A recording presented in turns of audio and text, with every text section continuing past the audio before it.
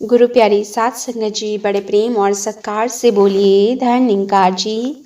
सात संगत जी, आज की साखी का विषय है कि ईश्वर जो कुछ भी करते हैं हमारे भले के लिए ही करते हैं।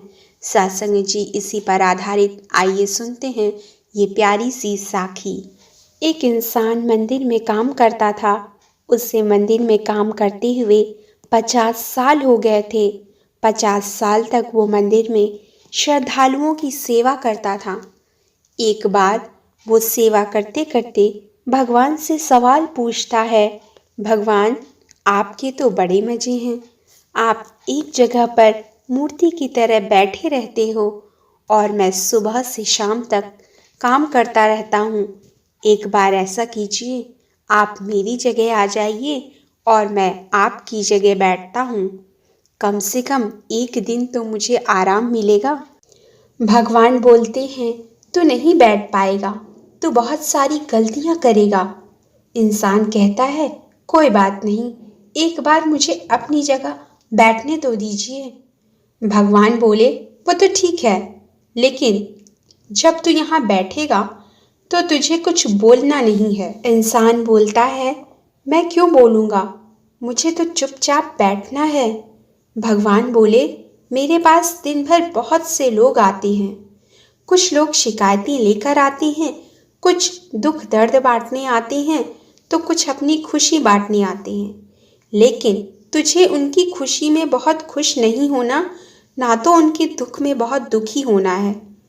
गालियाँ भी देंगे तो सुनना पड़ेगा। इंसान बोलता है, कोई बात नहीं, एक दिन रिप्लेस करके देखते हैं। आप मेरी जगह आइए, मैं आपकी जगह बैठकर देखता हूँ। तो जैसे ही इंसान भगवान के रूप में बैठता है, पहला श्रद्धालु आता है और आते ही 50,000 रुपये चढ़ाता है और बगल में अपना पर्स रखता है जिसमें 50,000 रुपये और होते हैं। हाथ जोड़कर भगवान से बोलता है, भगवान, मुझ पे ऐसी ही कृपा बनाए रखना। अगली बार 2 लाख रुपए कमाऊंगा तो 1 लाख रुपए आपका और 1 लाख रुपए मेरा होगा। इतना कहकर माथा टेकता है और अपना पर्स वहीं भूलकर चला जाता है। इतना देखकर भगवान की जगह पर बैठा इंसान उससे बोलना चाहता है कि तेरा पर्स यहीं रह गया, लेकिन वो नहीं बोल पाता क्योंकि भगवान ने उससे बोलने से मना किया होता है। वो श्रद्धालु वहाँ से चला जाता है और दूसरा श्रद्धालु आता है। आते ही 1 रुपये चढ़ाकर माथा टेकता है और हाथ जोड़कर भगवान से कहता है, भगवान, कुछ ऐसा चमत्कार कर दीजिए, मुझे पैसे मिल जाएं, मुझे पैसों की बहुत ज़्यादा ज़रूरत है। माथा टेकने के बाद जैसे सिर ऊपर उठाता है, उसकी नज़र पर्स पर जाती है। पर्स को खोलकर देखता है तो उसमें 50,000 रुपये मिलते हैं। वो बहुत खुश हो जाता है और दोबारा से भगवान को माथा टेकते हुए खुश होकर धन्यवाद देता है और पर्स लेकर वहाँ से चला जाता है। वह इंसान जो भगवान की जगह पर बैठा होता है, ये सब देखकर बहुत गुस्सा हो जाता है कि 1 रुपये चढ़ाकर 50,000 रुपये लेकर जा रहा है चोर कहीं का। पर वह उससे कुछ बोल नहीं पाता क्योंकि भगवान ने उसे कुछ बोलने के लिए मना किया होता है। अब तीसरा एक और श्रद्धालु आता है जो 15 दिन की यात्रा के लिए शिप में जाने वाला होता है, नाविक होता है। वो पूरे परिवार के साथ आता है, ढेर सारा प्रसाद लाया होता है और भगवान से विनती करता है, भगवान, मेरी जो यात्रा है वो सफल हो जाए और मैं हंसी खुशी अपने परिवार में लौट आऊं, तो आपके मंदिर में दोबारा प्रसाद चढ़ाने आऊँगा।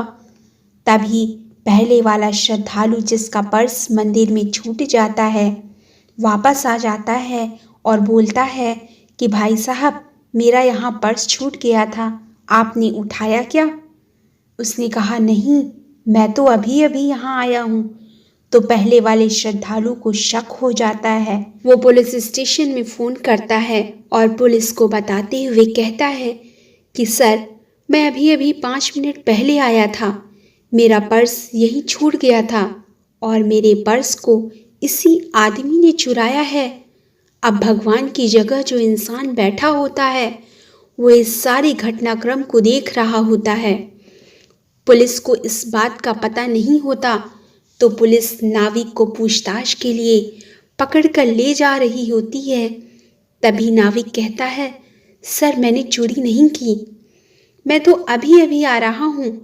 पुलिस कहती है, चलो पुलिस स्टेशन चलकर बात करेंगे। आगे भगवान की जगह जो इंसान बैठा होता है वो कहता है, रुकिए। इतना सुनकर सब लोग हैरान हो जाते हैं, भगवान कैसे आ गए? उसने कहा, बिल्कुल मैं भगवान हूँ और मैं भगवान के रूप में यहाँ बैठा हूँ और मैंने पूरे घटनाक्रम को देखा है कि इसने चोरी नहीं की है। तो पुलिस ने कहा, तो चोरी किसने की? उसने कहा, एक भिखारी आया था जो 1 रुपये चढ़ाकर 50,000 रुपये लेकर चला गया। उसका हुलिया बताता है तो पुलिस उसे पकड़ लेती है। जब उसे पकड़ा जाता है तो 50,000 रुपये उसकी जेब से मिलती हैं और उससे 50,000 रुपये वापस लेकर पहले वाले श्रद्धालु को दे दिए जाते हैं। भिखारी को जेल भेज दिया जाता है। नाविक अपनी नाव चलाने चला जाता है। जैसे तैसे शाम हो जाती है। भगवान आते हैं, बोलते हैं, और भाई कैसा रहा दिन? इंसान बोला, भगवान आज तो मैंने ऐसा काम किया कि सबको इंसाफ दिलाया, आप तो कभी दिला ही नहीं सकते थे। भगवान ने कहा, क्या किया तूने? इंसान ने कहा, इंसाफ दिलाया इंसान को। भगवान ने कहा, मैंने तो तुझे बोलने के लिए मना किया था, तो फिर तू क्यों बोला? इंसान ने कहा, हाँ बिल्कुल बोला, मेरा बोलना बहुत ज़रूरी था। उसने बताया, एक इंसान आया, उसने 50,000 रुपये चढ़ाए, उसका पर्स वहीं छूट गया था। दूसरा आया, उसने 1 रुपये चढ़ाया और 50,000 रुपये लेकर जा रहा था। तीसरा आया जो नाविक था, नाव चलाने जा रहा था। पुलिस उसे चोर समझकर जेल में बंद करने के लिए ले जा रही थी। तो भगवान बोलते हैं, बेवकूफ़ इंसान, मैंने तुझे बोलने से मना किया था, तो तू बोला क्यों? इंसान बोला, मैंने बोला तो सबको इंसाफ मिल गया। चोर को पुलिस स्टेशन भेज दिया, नाविक को नाव चलाने, और जिसके 50,000 रुपये थे उसे वापस मिल गए। उसने 50,000 रुपये मंदिर में दान भी तो किए थे। भगवान बोले, ये सब प्री प्लान था। जिसने 50,000 रुपये चढ़ाए थे उसने किसी घर से 1,00,000 रुपये चुराए थे। वो जब भी चोरी में सफल होता था तो आधे पैसे मंदिर में चढ़ाता था और आधे खुद के पास रखता था। और जो दूसरा इंसान था उसके घर में बहुत बड़ा फंक्शन था। उससे 10 दिन पहले ही उसके घर में आग लग गई थी। उसने बहुत दूर दूर से लोगों को इनवाइट कर रखा था। उसके पास खिलाने के लिए कुछ भी नहीं था।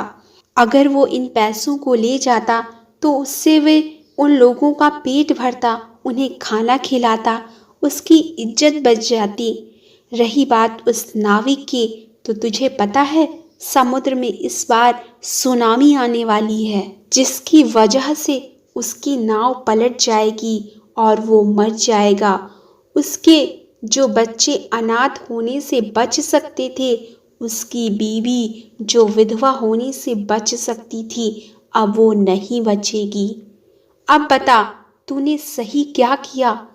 भगवान ने कहा, जो पहले वाला इंसान था उसका 50,000 रुपये दूसरे वाले इंसान के पास चला गया होता तो वो जीवन में कभी चोरी नहीं करता, क्योंकि चोरी किया हुआ धन फालतू में ही कहीं और चला जाता है। और दूसरा इंसान जो इन पैसों को ले जाता, उसे भगवान के ऊपर आस्था होती कि भगवान जब भी कुछ बुरा करता है तो उसके साथ कुछ अच्छा भी करता है। और तीसरा इंसान अगर वो जेल में होता तो कम से कम उसके नाव की यात्रा भी कैंसिल हो जाती और वो जेल से भी छूट जाता, कम से कम उसके बीवी बच्चे विधवा और अनाथ होने से बच जाते।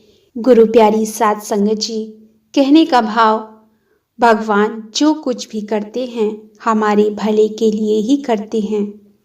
कभी हमें ये लगे कि हमारे साथ इतना बुरा क्यों हुआ, तो अपने प्रभु पर विश्वास रखिए, उसके साथ कुछ बहुत अच्छा होने वाला होगा, जो पूरी तरह से आपके हित में होगा, जो आपके जीवन को खुशहाल और आनंदित कर देगा। साथ संगत जी, बड़े प्रेम और सत्कार से बोलिए धन्यकार जी।